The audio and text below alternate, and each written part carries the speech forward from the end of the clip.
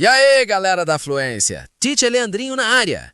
Hoje vamos destravar uma palavra poderosa, desire. Sabe aquele desejo forte, aquela vontade que vem do coração? É exatamente isso. Bora aprender a usar desire e deixar nosso inglês ainda mais incrível. Let's go! Desire é um desejo forte, uma vontade intensa por algo. É mais profundo que um simples want. Pense em algo que você realmente almeja. Can I borrow your pencil, please? I have a desire to start learning. Can I borrow your pencil, please? I have a desire to start learning. Her desire for learning includes health vocabulary and daily routine. The committee's desire for fluency might switch soon to market words.